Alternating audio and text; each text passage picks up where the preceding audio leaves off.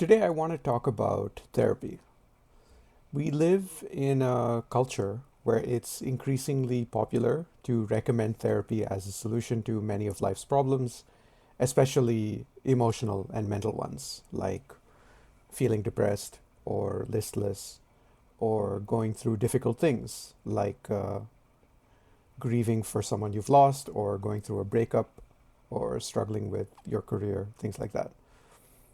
Specifically, I want to cover therapy for men because I think a lot of men go to therapy and they feel really stupid because there are these words being thrown around and there's this language that feels completely foreign to them, and they just feel really dumb because the other person there is speaking as if this is second nature, as if this is obvious.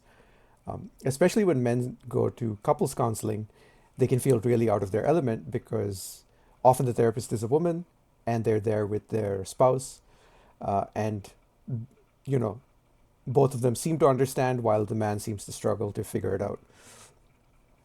So generally, men are more action oriented, and women tend to be better at expressing their emotions and how they feel and describing them and understanding them, often in part because they've had lots of practice talking about it with their friends, while men generally do not discuss their emotions with their friends nearly as much.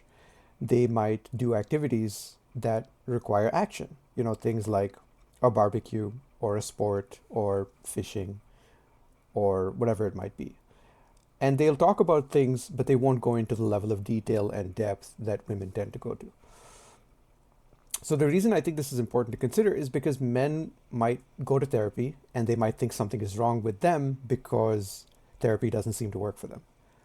What I would recommend is talking with your therapist about it or trying a male therapist and seeing how their approach goes.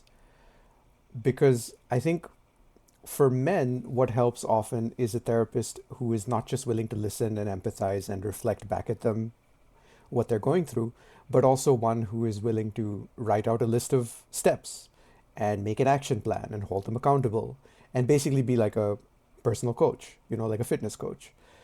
Um, because men often feel more in control once they've actually taken some steps towards solving the problem and they've made some progress, and once they have an action plan.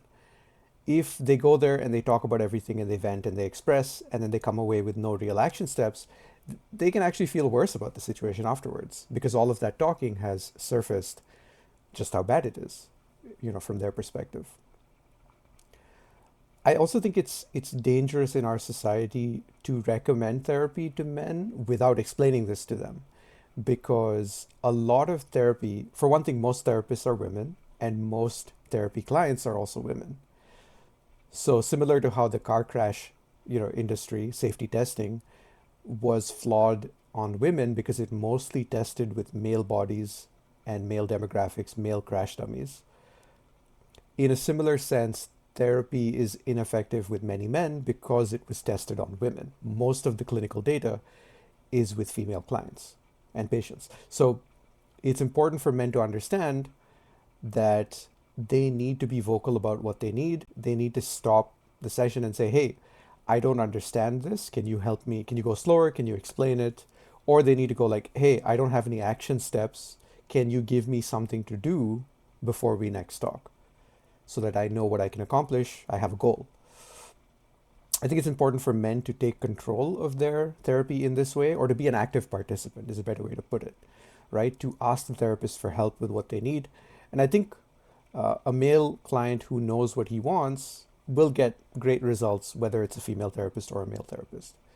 It's just that they have to be clear that, hey, I don't just want you to listen, I want you to offer actionable advice because that's what I need right now. In a similar way, I think men also need to take control in the same way when they're talking with their friends, and also realize that ultimately the onus is on them. Like they're in control of their destiny. So it's important that they actually ask for what they need. Because I think oftentimes we're raised to be self-sufficient and rely only on ourselves. But in the process, we end up feeling alienated, we end up feeling overwhelmed, maybe like we're not capable enough to handle all of this.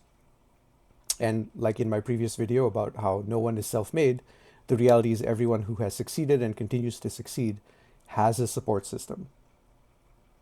And from my experience, whenever I ask male friends for help, they're happy to help.